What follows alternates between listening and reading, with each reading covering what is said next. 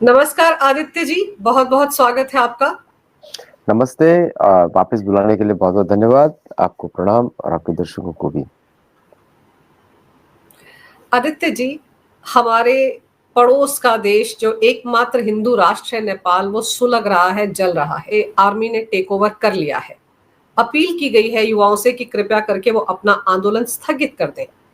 लेकिन जिस तरह के हालात बने हुए 48 घंटे में जो कुछ हुआ है, उसको देखते हुए आपको लगता है कि सेना अध्यक्ष की अपील के बाद ये जेन जी रुक जाएंगे? एक्चुअली क्या है कि इसके पीछे बहुत बड़ा गेम है। नेपाल टूल किट चल रही है। जैसे भारत में टूल किट चलाई गई थी पहले, वैसे नेपाल की भी टूल किट है। आ, इसमें थोड़ा सा बैक जाना पड़ेगा। अभी आजकल अमेरिका में बेचैनी है क्योंकि उनकी डॉलर जा रही है और वो चाहते हैं कि डॉलर की जो फंडिंग हो वो भारत से हो, प्रीटी मच। क्योंकि दुनिया का एक ही देश है भारत, जो कि जिसकी इंटरनल इकोनॉमी स्ट्रांग है और बाइंग कैपेसिटी बहुत अच्छी है। हर चीज को इकोनॉमिक्स पे कनेक्ट करिए आजकल की दुनिया में। जैसे भगवान कृष्ण बोलते हैं, अर्थ संचयन। असुर जो है अर्थ के लिए काम करता है, सिर्फ उसको धर्म की कुछ नहीं पड़ी। तो तो ये सारा इकोनॉमिक वॉर है, किस तरह भारत को प्रेशराइज किया जाए एक्चुअली। और इस समय भारत और चीन एक साथ जुड़ गए हैं। तो ओली जो गया था प्रेसिडेंट शी पिंग जी से बात करने के लिए, और शी जिनपिंग के बारे में जो भारत में इमेज फैलाई जाती है बिल्कुल ही गलत है। ऑब्वियसली वो तो चाइनीज इंटरेस्ट में ही काम करेंगे, तो उनको भारत का कोई इंटरेस्ट रहेगा नहीं, विच इज स्वाभाविक। लेकिन उनके देश में उनकी वैल्यू बहुत ज्यादा है। ऐसा नहीं कि उनको कभी भी निकाल दिया जाएगा, ऐसा कि वो सही बात नहीं है। इसलिए बार बार भारतीय एनालिस्ट उनको मार देते हैं, लेकिन फिर भी सामने आ जाते हैं। सो तो अजीब सा है वो। लेकिन ये जो ओली है उनके करीब क्लोज थे, और भारत को इन्होंने बहुत ट्रबल भी दिया। आप देखते होंगे, गलत मैप्स निकाले, ये सब काम किया। और अमेरिका को नेपाल चाहिए, या मतलब टूल किट को नेपाल चाहिए ताकि वो भारत के विरुद्ध कार्य करे, क्योंकि बांग्लादेश में आप नहीं कर सकते। बांग्लादेश में भारत ने अपना मिलिट्री पोस्टर दिखा दिया, बर्मा में भारत ने मिलिट्री पोस्टर दिखा दिया, और पाकिस्तान को भारत ने पीट दिया। तो तीन में से एक ही डोर बचा है, नेपाल, जहां से कुछ करवा सकते हैं। तो ये स्टूडेंट प्रोटेस्ट शुरू हुआ, जो एक्चुअल नाम है हामी नेपाल ऑर्गेनाइजेशन है, और एक का व्यक्ति है सुदन गुरुंग, जो कि काफी क्लोज है इनके। इसके बारे में लिखा भी गया था काफी पेपर्स में। एक्चुअली भारत में पब्लिश हुआ था, एक वेबसाइट है ऑर्गेनाइजर, उस पर उनका आर्टिकल पब्लिश हुआ था, वहां पे उनके बारे में पब्लिश किया गया था। तो इनको सोशल मीडिया यूज करके, यूथ के साथ काम करके, और ये कोई यूथ कोई साधारण यूथ नहीं है, ये टिपिकल एक टीम बनी हुई है जो रिजीम चेंजिंग ऑपरेशन करती है, और उकसा के उनको पैसा दे के दे थ्रू हिम आउट। वो अच्छा है, भारत के लिए तो बहुत ही अच्छा है, चीन के लिए भी बहुत अच्छा है। तो भारत चीन के रिश्ते के लिए तो बहुत ही अच्छा काम हो गया।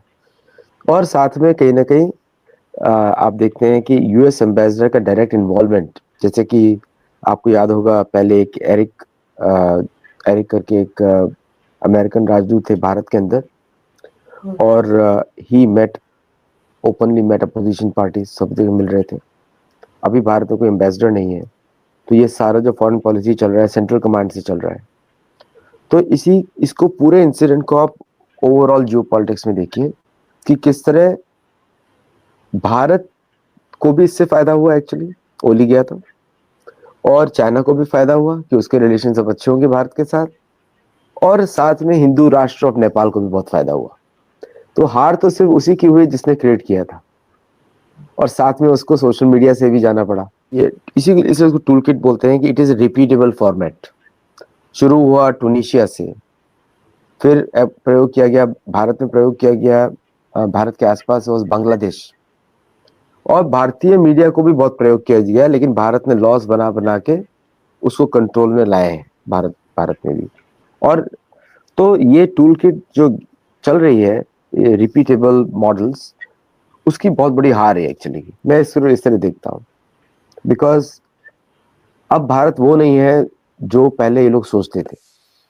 अब भारत बहुत ही प्रोएक्टिव एक्शन लेगा, और उसने लेकर दिखाया इस बार। और नेपाल आर्मी का आना is a very good thing for Nepal. पहली बात तो इमीडिएट ब्लडशेड रुकेगा, क्योंकि वहां पे लोग, सभी लोग नेपाल की आर्मी को रिस्पेक्ट करते हैं। दूसरा, नेपाली आर्मी का भारतीय सेना से बहुत क्लोज कनेक्शन है।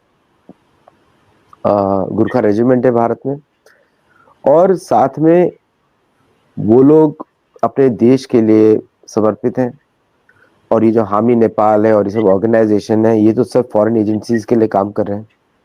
अगर आप ध्यान से देखें तो पूरा का पूरा नेपाल का बॉर्डर, भारत का बॉर्डर में नेपाली साइड में मस्जिदें ही मस्जिदें हैं, और इस साइड भी मस्जिदें खोल दी गई हैं, विच वाज एक तरीके से सिक्योरिटी रिस्क उसको बताया गया था भारत में।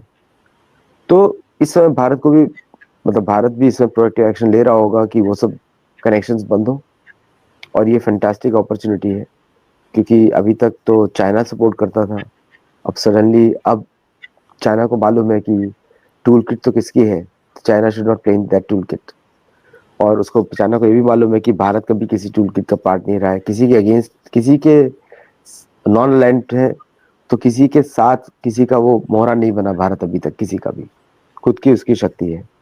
तो ओवरऑल मेरे को तो अच्छा लग रहा है कि ये डेवलपमेंट हो रही है, other than I am sad कि कुछ लोग मर गए वहां पे, which is very bad actually.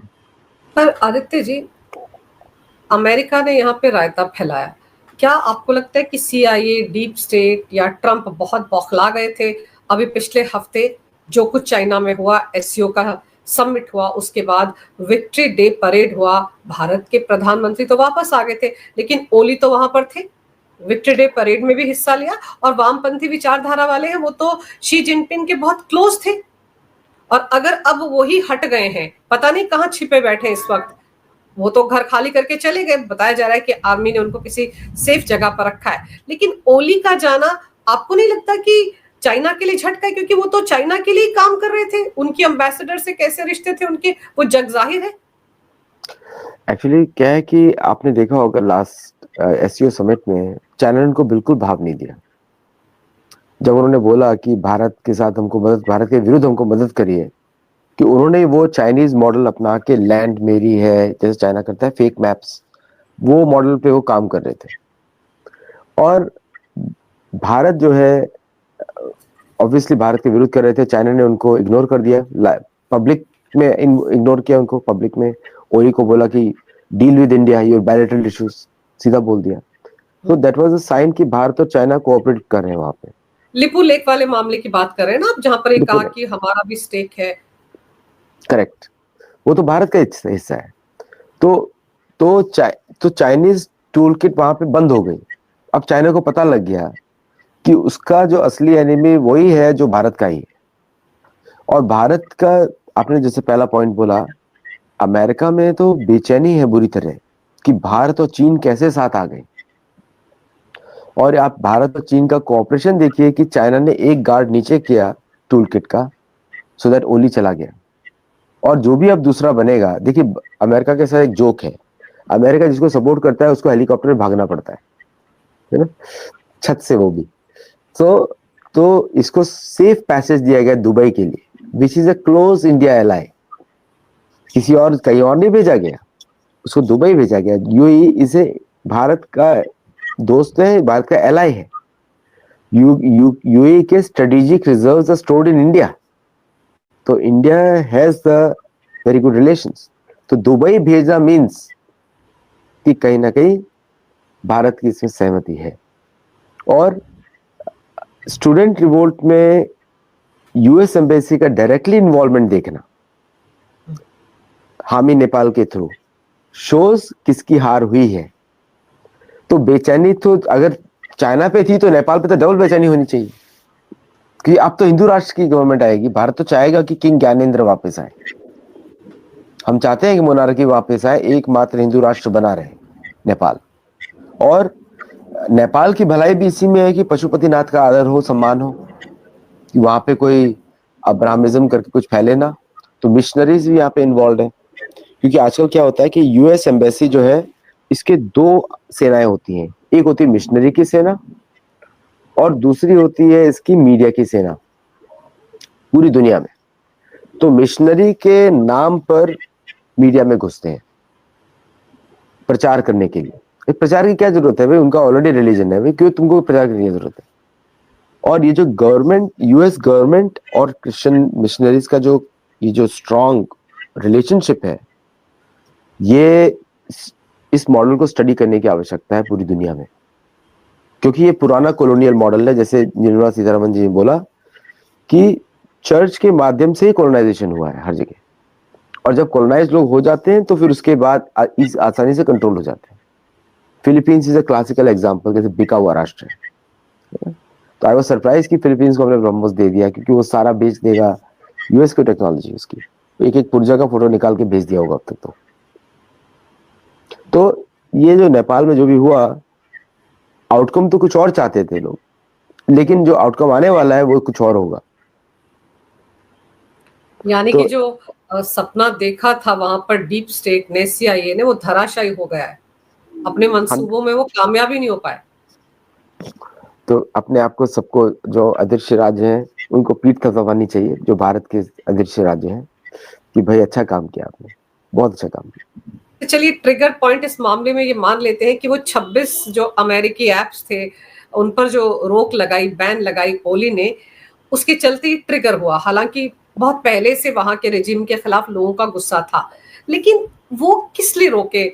उन पर बैन क्यों लगाया ओली ने इस टाइम पे जब वो चाइना से लौट कर आए थे? क्या उनको चाबी भरी थी डीप स्टेट ने, ये माना जाए? क्योंकि अगर उनको एप्स को बैन किया गया तो नुकसान तो अमेरिका को हो रहा था, चाइना को तो कोई नुकसान नहीं हो रहा था, उनका टिकटॉक तो चल ही रहा है। एक्चुअली वो बेचारे अपनी लेजीनेस में फंस गए, है ना। जो काम उनको 3 साल पहले करना चाहिए था, रियलाइज हुआ अब। इसको बोलते दीर्घ सूत्रता की प्रॉब्लम, प्रोक्रास्टिनेशन हैबिट। उनको पहले ही पता था कि क्या उनके विरुद्ध होने वाला है, क्योंकि प्रिपरेशन जब भी कोई करते हैं अदृश्य टूल के गैंग्स, ये मिनिमम 9 से 10 महीने पहले शुरू करते हैं, मिनिमम। और एक साल, जैसे अभी उन्होंने 6 महीने के लिए प्रिपरेशन शुरू किया है भारत में रिजीम चेंज करने के लिए, 6 मंथ्स का प्रोजेक्ट है ये। तो बाय फरवरी और मार्च नेक्स्ट ईयर ये चेंज हो जाएगा, अगर वो सक्सेसफुल हुए तो। और नहीं हुआ तो वो अनसक्सेसफुल हो गए। तो भारत को भी ये पता है, वो तो ओपनली उन्होंने बोला भी है। तो ये प्रोसेस उनको बहुत पहले करना चाहिए था, अगर अपनी उनको कुर्सी बचानी है। चाइना बहुत पहले से बोल रहा था उनको कि आप फेसबुक बैन करिए, इंस्टाग्राम बैन करिए, नहीं तो आपकी सरकार जाएगी। और उन्होंने नहीं सुना चाइना की। और जब चाइना को श्योर हो गया कि ये नहीं होने, अब तो होने वाला है, तो चाइना ने हाथ धो लिए कि भाई आपको बोला था, आपने कुछ किया नहीं, why you coming to me now. तो मतलब भारत को भी सेम खतरा है फॉरेन सोशल मीडिया ऐप्स। इसलिए सडनली मोदी जी बोलना शुरू कर दिए कि डोमेस्टिक होना चाहिए। तो मोदी जी को अगर अब ये करना है तो मोदी जी को उधर ज्वाइन करना पड़ेगा, चाहे जो भी हो। सो हिमसेल्फ हैज टू कम, क्योंकि पिछली बार उन्होंने जिस तरह फॉरेन मीडिया को प्रमोट किया है कि हम लोग तो फ्री स्पीच में बिलीव करते हैं। अरे भाई, राष्ट्रीय सुरक्षा के समय में फ्री स्पीच का एक कंट्रोल, उसका डेफिनेशन बदल जाता है। तो डेफिनेशन ही अलग होती है फ्री स्पीच की, कि पहले राष्ट्रीय इंटरेस्ट को टेक केयर किया जाए, बाद में कुछ और किया जाए। तो ये नहीं कि हम फ्री स्पीच के लिए एक मूर्ख बन जाएंगे। प्रिंसिपल जो होते हैं, अपने जो नियम होते हैं, वो तभी तक पालन किए जाते हैं जब तक उनका पालन किया जा सके। और अगर कोई आपके नियमों को यूज करके आपके विरुद्ध काम करना चाहे तो वो नियम को तोड़े जाते हैं। तो जो सेल्फ क्रिएटेड बाउंड्रीज होती है वो चलती नहीं इंटरनेशनल डिप्लोमेसी में। तो धर्म अधर्म में अगर बात हो रही है तो धर्म का पक्ष लेने के लिए आपको कभी भी अधर्म का भी सहारा लेना पड़ता है, भगवान स्वयं बोलते हैं। तो it's not something which I am saying. तो यहाँ पे तो बहुत ही अच्छा गेम खेलने की कोशिश की गई थी, लेकिन पासा उल्टा बैठ गया। मतलब अमेरिका ने जिसको सपोर्ट किया उसको हेलीकॉप्टर में भागना पड़ता है आजकल, है ना। वियतनाम से शुरू हुआ, अफगानिस्तान में हुआ, और अभी कोरिया में होने वाला है। फिर आपके कोरिया में तो, और जापान में तो हो ही गया। बेचारे हेलीकॉप्टर से नहीं भागे, लेकिन रिजाइन कर दिया। और यूक्रेन में भी हो रहा है कि जिसको सपोर्ट किया वो तो शायद, देखते हैं कब भागता है वो, विल सी। लेकिन अभी जिस तरह के हालात बने हुए हैं नेपाल में, उसके बीच में आपको लगता है कि लेकिन आदित्य जी, अभी एक नाम उछल रहा है जो कि काठमांडू के मेयर बताए जा रहे हैं, बालेंद्र शाह, उनका नाम बार बार उछाला जा रहा है कि उनको प्राइम मिनिस्टर बना दिया जाए, अंतरिम प्राइम मिनिस्टर बना दिया जाए। और ये मांग उन्हीं लोगों की तरफ से उठ रही है, उन युवाओं की तरफ से जो जेनजी बताए जा रहे हैं कि जिनका ये रेवोल्यूशन है, वही कह रहे हैं कि उनको बना दिया जाए। वो कोई रैपर भी हैं और बताया जाता है कि अमेरिका के बड़े क्लोज भी हैं। तो उनका नाम आ रहा है, आपको लगता है कि उनको पीएम बनाने की पूरी कोशिश डीप स्टेट करेगी? देखिए, ये प्लॉट हार चुके हैं और अभी तो डिमांड ये है कि किंग शुड कम बैक। तो जिसको भी यूएस, अगर आपके नेपाली लोग देख रहे हैं आपका, जिसको भी यूएस अपोज कर रहा है उसको बना दीजिए राष्ट्रपति या प्रधानमंत्री। तो किंग ज्ञानेंद्र को अपोज कर रहे हैं, तो ज्ञानेंद्र जी को वापस आना चाहिए, क्योंकि वो Nepal should be A monarchy only, तभी वो शांत था। नहीं तो आईएसआई और सीआईए सब मिलके वहां पे प्लेग्राउंड करके गड़बड़ी मचा देंगे और भारत को भी एक्ट करना पड़ेगा ऑन द ग्राउंड। और इस बार भारत और चीन एक साथ एक्ट करेंगे, तो जस्ट सोचिए कितना गड़बड़ी मच जाएगा फिर उसके बाद। तो इसलिए it's a fantastic moment for Nepal to return back to the monarchy. अभी तो पार्लियामेंट जला दी, अभी इस समय तो नेपाल की पार्लियामेंट जल रही है। राष्ट्रपति भवन जल रहा है, वहां के बैंक्स में लूटपाट हुई है, वहां की बड़ी बड़ी सारी इमारतें, वहां का जो बहुत बड़ा नेटवर्क था मोबाइल फोन्स का, उसको भी जला दिया उन्होंने। वो सब कुछ जला रहे हैं, सारी इमारतों को जला रहे हैं। इसीलिए तो आर्मी चीफ अपील कर रहे हैं कि कृपया करके अपने देश की संपत्ति को नुकसान मत पहुंचाइए, आप ही का देश है। तो ये जो उनकी नाराजगी ओली से थी, ओली ने इस्तीफा दे दिया, उनके सारे मंत्री चले गए, सरकार बदल गई, मतलब गिर गई सरकार वहां पर। अब तो शांत हो जाना चाहिए था ना, अगर ये सिर्फ और सिर्फ जेनजी का ही आंदोलन था। ये युवाओं का आंदोलन नहीं, ये चर्च का आंदोलन है, ये चर्च का आंदोलन है। तो यहाँ पे ये इशू कोई ऐसा नहीं है कि गवर्नमेंट में करप्शन था, नहीं करप्शन नहीं है। ये कैथोलिक मिशन या इनको मिशन को बढ़ाने वाला है, इसीलिए अमेरिका इनके साथ लगा हुआ है। तो प्रॉब्लम कुछ और है जो दिखा रहे हैं। वो ये चाहते हैं कि इसके माध्यम से एक प्रो चर्च गवर्नमेंट बैठे जो खुल के सेक्युलरिज्म को आगे बढ़ाए। और नेपाल और भारत और चीन चाहेंगे, मेरे हिसाब से, मेरे को तो पता नहीं, इनसाइड इन्फॉर्मेशन नहीं है, मुझे लॉजिकली लगता है कि चाहेंगे कि किंग वापस आए। क्योंकि जब किंग था तो भारत और किंग के रिश्ते चीन के साथ भी अच्छे थे, भारत के साथ भी अच्छे थे। जब से डेमोक्रेसी हुई है वहां पे, जो कि अमेरिका लेकर आया वहां पे, तब से सब जगह प्रॉब्लम शुरू हुई। तो भूटान भी डेमोक्रेसी नहीं होना चाहिए, वो रह ही नहीं सकता डेमोक्रेसी। वो भी एक, भूटान हिंदू राष्ट्र है, ये भी हिंदू राष्ट्र ही रहना चाहिए। तो ये जेंजी तो कभी था ही नहीं, ये था यूथ के नाम पर चर्च की, और जो भी एजेंसीज होती हैं अंतर्राष्ट्रीय राज्य चर्च के थ्रू काम करती हैं सब, वो वाला प्रोटेस्ट है ये। नहीं तो पार्लियामेंट जलाने की क्या जरूरत है? अगर जेंजी होता तो अपनी पार्लियामेंट की तो रिस्पेक्ट होता। मतलब जिसने पार्लियामेंट जलाई है उसको पार्लियामेंट में रिस्पेक्ट नहीं है, इसे उसको नेपाल के लिए भी रिस्पेक्ट नहीं है। जो बैंक लुटवा रहा है वो, उसको नेपाल के लिए कोई रिस्पेक्ट नहीं है। वो कौन हो सकता है? वो वही हो सकता है जो बाहर से बिठाया गया हो। तो ये जेंजी वाला प्रोटेस्ट कभी था ही नहीं।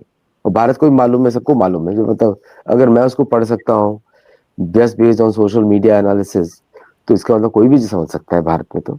तो ये कुछ और ही गेम चल रहा है। और मुझे लगता है कि भारत के तो इसमें बड़े स्ट्रॉन्ग एक्शंस दिखते हैं, और मुझे तो लगता है कि शायद किंग ही बनेंगे अब नेक्स्ट, क्योंकि नेपाल की जनता किंग के पास ही वापस जाएगी। परेशान हो गई भाई वो कम्युनिस्ट और इसके वजह से, तो जनता तो वहीं पे जाएगी। वहां तो नारेबाजी भी हो रही थी, राजा को वापस लाओ, देश बचाओ, ऐसी नारेबाजी भी युवा कर रहे थे। उसी को भारत को सपोर्ट करना चाहिए कि नारेबाजी, अब वहां पे राजा ही वापस आए, राजा को वापस उनका थ्रोन दिया जाए और राजा ही वापस आए और डेमोक्रेसी का भूत उतार दें। क्योंकि डेमोक्रेसी के नाम, अमेरिका में कौन सी डेमोक्रेसी है? तो वो तो खुद ही अमेरिकन ही बोलते हैं ना कि हमको डेमोक्रेसी नहीं चाहिए, खुद ही बोलते हैं हम कॉन्स्टिट्यूशनल रिपब्लिक, ऐसा बोलते हैं अमेरिकन। तो डेमोक्रेसी वॉज एक्सपोर्ट के लिए बनी थी, ताकि दूसरी जगह रिजीम चेंजिंग ऑपरेशन आसान हो जाए, है ना। क्योंकि अमेरिका का जैसे सेफगार्ड तो नहीं है ना कि आपकी सेनेट अलग है, कांग्रेस अलग है, हाउस और रेप अलग है, प्लस आप उधर मॉडिफाई कर सकते हैं, डेलीगेट्स हैं, हाउस ऑफ डेलीगेट्स हैं। वैसे तो कोई थर्ड पार्टी है नहीं यहाँ पर, तो डेलीगेट्स पार्टी में चर्च आके सब कुछ बदल देता है, पॉपुलर वोट को इग्नोर कर देता है। तो उसके अंदर वही मेंबर्स होते हैं जो चर्च के साथ जुड़े हुए हैं ज्यादातर। तो उसी तरह तो ये सेफ गार्ड दूसरे देशों में तो नहीं है। तो अमेरिका, नेपाल कभी बना ही नहीं था। नेपाल तो पशुपतिनाथ और वहां पे जो तीर्थ स्थल है, बहुत पुराना मिथिला है वहां पे तो इट्स ए डिफरेंट कंट्री, वहां पे वेस्टर्न मॉडल नहीं चलने वाला। तो और जो जो रिजीम चेंजिंग ऑपरेशन का जो टूल किट है, ये तो डिस्ट्रक्टिव है, हर जगह डिस्ट्रक्शन प्रोड्यूस करता है, वहां पे डिस्ट्रक्शन प्रोड्यूस कर रहा है। कौन अपने देश की पार्लियामेंट चलाएगा अगर उसको देश से प्रेम नहीं है तो? और नेपालियों को तो सनातन धर्म की रक्षा के लिए इतने सालों से सनातन धर्म से बहुत प्रेम भी है, तो उनके लिए तो राजा मस्ट बी रिस्पेक्टेड, और मेरे हिसाब से राजा ही आएंगे। मेरे हिसाब से तो ये अमेरिका का प्लान तो फेल हो जाएगा। बालिंदर शाह का क्या होगा जिनका नाम उछाला जा रहा है? कौन उछाल रहा होगा उनका नाम? वही मिशनरीज? लोग उछाल रहे हैं, वही लोग उछाल रहे हैं ना, वही टूल किट वाले टूल किट वाले उछाल रहे हैं कि उनको बना दिया जाए। तो फिर अब देखना पड़ेगा उनका बैकग्राउंड, आप चेक करिए, इमीडिएटली आपको पता लग जाएगा कि वेयर ही कम्स फ्रॉम। तो कहीं ना कहीं चर्च का और सबका कनेक्शन निकलेगा उनके साथ। जैसे कि नाम इन सबके हिंदू होते हैं, जैसे राहुल गांधी का भी नाम हिंदू है, बट काम तो कुछ और ही होते हैं और मानसिकता भी कुछ और होती है। तो सेम सेम मॉडल। लेकिन भारत के आसपास आप देखो कि यही मॉडल हमने श्रीलंका में देखा, बांग्लादेश में देखा, अब यही मॉडल हम यहाँ पर देख रहे हैं। आप सोचिए कि जब राष्ट्रपति भवन को जलाया जा रहा था, अंदर से सामान लेकर युवा बाहर आ रहे थे और दिखा रहे थे कितना कीमती है, पैसे उड़ा रहे थे। तो आप सोचिए, मुझे याद आ रही थी श्रीलंका की, वहां भी यही हो रहा था, बांग्लादेश में भी किस तरह से शेख हसीना के घर के अंदर घुसकर क्या क्या नहीं कपड़े बाहर फेंके गए, कैसा तमाशा बनाया गया था, बिल्कुल वही यहाँ हो रहा था। तो समझ में किसी को भी वो तस्वीरें देखकर आ सकता है कि भले ही युवाओं का नाम है, लेकिन उनकी आड़ में खेल कुछ और हो रहा है। देखिए, पूरी दुनिया में ये जो अदृश्य राज्य है, जो कि एक्चुअली स्टेट एजेंसी है ना, स्टेट एजेंसी है अमेरिकन, तो उनके गेम इस तरह चलते हैं, किस तरह अमेरिकन इंटरेस्ट को आगे बढ़ाया जाए। अमेरिका का काठमांडू में कोई इंटरेस्ट नहीं है other than watching over China militarily, पहला इंटरेस्ट। दूसरा, easy access to Bharat for terrorist from Pakistan, ISI. कितने सारे मस्जिद खुल गए, कभी सोचा नहीं था कोई मस्जिद खुलेंगे काठमांडू नेपाल में, अब मस्जिद ही मस्जिद खुल गए, चर्च ही चर्च खुल गए। अब जहां पे ये दोनों बैठ जाएंगे, they can be easily manipulated. पूरी दुनिया में गड़बड़ी मचाई हुई है ना। तो नाउ इनको यूज किया जाता है। एंड तो नेपाल को भी बड़ा क्लियरली उस पर आगे ना आना पड़ेगा, and there to give it strong reply. मेरी तो इच्छा होगी कि नेपाली जो लीडरशिप है राजा की, वो भारत को सुने, और अब चीन को भी सुने, क्योंकि भारत और चीन एक तरीके से काम कर रहे हैं इस समय अपनी नेबरहुड में। और चीन के लिए भी बड़ा फायदा है कि अगर भारत यहाँ पे लीड करता है, बिकॉज ये भारत के लिए बहुत इंपॉर्टेंट है, भाषा सेम है, Nepali is one of the national languages of India. तो भारत के लिए तो ये अंदरूनी मैटर है, ये फॉरेन का मैटर नहीं है। और तो कोशिश तो यही है कि Nepal becomes the safest conduit to Bharat, religiously, religious के नाम पर, रिलीजन के नाम पे, मतलब, और उसके नाम पर सेफेस्ट कंडूट।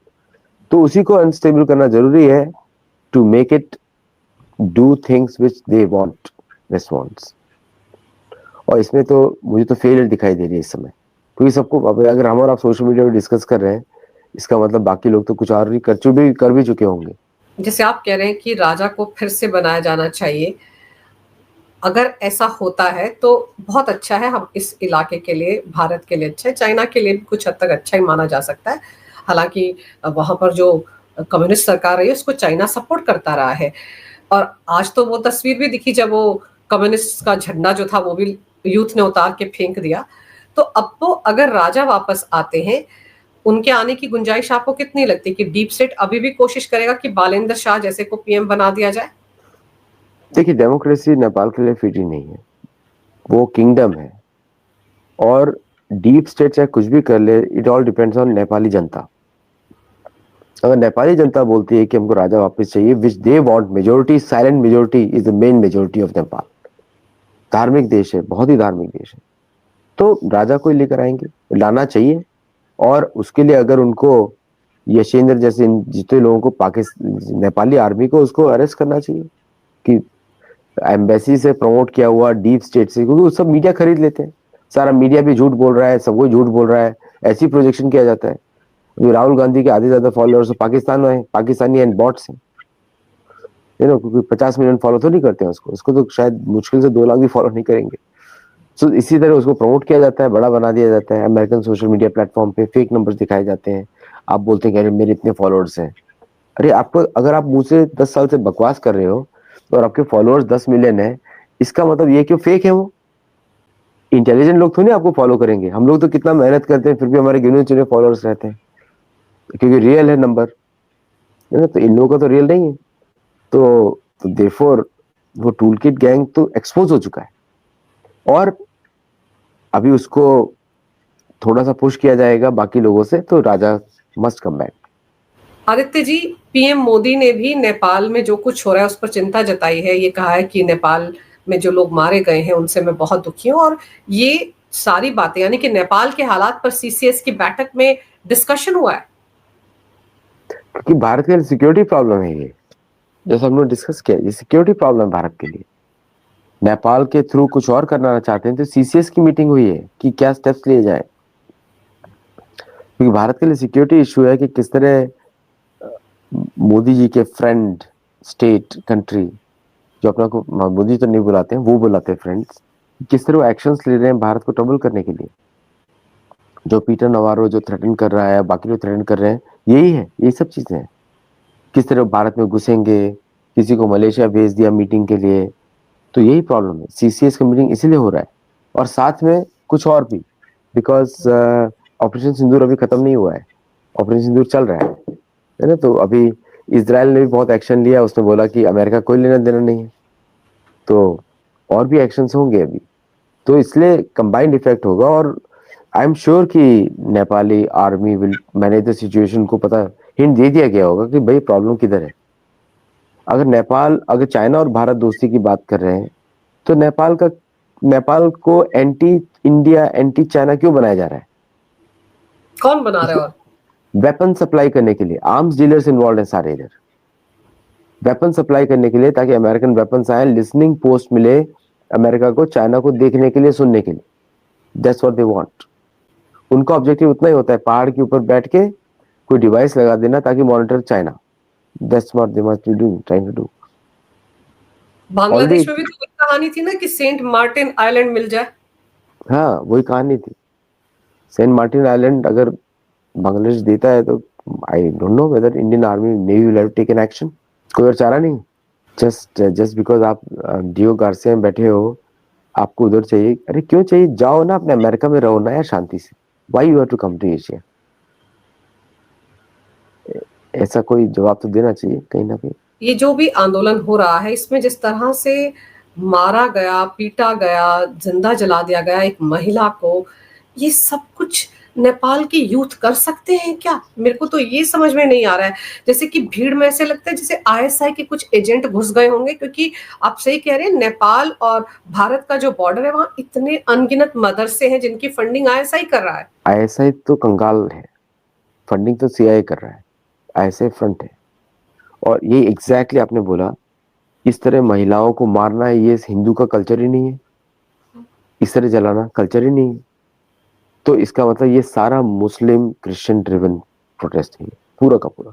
इसको रिलीजियस एंगल देखना ही पड़ेगा। तो ये भारत, हिंदुओं का कल्चर ही नहीं है इस तरह का करना। पार्लियामेंट जला देना तो कोई दुश्मन नहीं करेगा ना, तो नेपाली तो नहीं करेगा इसको, नेपाली स्टूडेंट तो नहीं करेगा, जेनजी। तो इसको तो डेफिनेटली क्रिश्चियन चर्चेस और मुसलमानों का वो है, तो उस पर तो देखना ही पड़ेगा भारत को। बिकॉज ये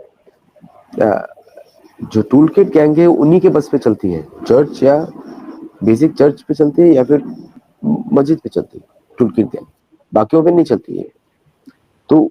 तो अगर इतना नृशंस अपराध है, जिससे मार रहे हैं, जला रहे हैं, वो तो आपको पैलेस्टाइन में दिखाई देता है, वो आपको दिखाई देता है पाकिस्तान में, जो वो आपको दिखाई देता है मुसलमान देशों में, और या फिर क्रिश्चियन देशों में, साउथ अमेरिका में। नेपाल में ऐसा देखना इम्पॉसिबल। इसका मतलब ये है कि जो तो पूरा ही security, not a single mosque, Nepali अगर सुन रहे हो तो एक भी मस्जिद नहीं, एक भी चर्च नहीं, शांत रहोगे अच्छे रहोगे, है ना। भारत के भी प्रॉब्लम एरियाज आप देख लीजिए, बंगाल, केरल, सब जगह यही लोग हैं। तो बाकी जगह तो लोग शांति से रहते हैं। कश्मीर में छोटा सा एरिया है, कश्मीर छोटा सा बीच का, उसमें बाकी लोग तो शांति से रहते हैं। और टूल किट के यही पॉन्स होते हैं, ये सब पॉन्स है टूल किट के। क्योंकि एक महिला, बुजुर्ग महिला है, सड़क पे ऐसी विभत्स तस्वीरें कि अभी कोई भी उन तस्वीरों को देखकर विचलित हो जाए। ये तस्वीरें हमने बांग्लादेश में देखी थी, जब हिंदुओं के खिलाफ वहां पर जमात के लोग ये सब कुछ कर रहे थे। ये उस वक्त उस तरह की तस्वीर लगी। ये जो नेपाल में एक पूर्व पीएम की पत्नी के साथ ये सब कुछ हुआ, आप सोचिए। नहीं, ये तो बड़ा क्लियर है कि नेपाल को अगर खुद को बचाना है तो उठना पड़ेगा हिंदू राष्ट्र के लिए। और ये जितनी भी गड़बड़ी है, किंग बनते ही, किसी किंग को हटाया ही इसलिए गया था, तो किंग के आते ही ये सब जो चीजों पे बिल्कुल सख्ती से काबू करना पड़ेगा। बिकॉज ये तो खा जाएंगे लोग इसको, नेपाली को गायब कर देंगे। नेपाल के पास कोई ऑप्शन नहीं बचेगा भारत में जुड़ने से। पहले नेपाली लोग भारत का मजाक बनाते थे कि you are secular and therefore you are low, मजाक बनाते थे नेपाली, और सही थे, नेपाल सही बनाते थे, कांग्रेस की गवर्नमेंट थी। अब भारत में मोदी जी की गवर्नमेंट है पिछले 10 साल से। So now look at what they have done to Nepal. ISI मस्जिद खुल गए, कोई भी पहुंच जाता है पाकिस्तान से वहां पे, और सारा कम्युनिस्टों ने किया है। Democracy was a curse for Nepal. तो ये करेक्शन का समय आ गया है, अपॉर्चुनिटी मिली है उनको।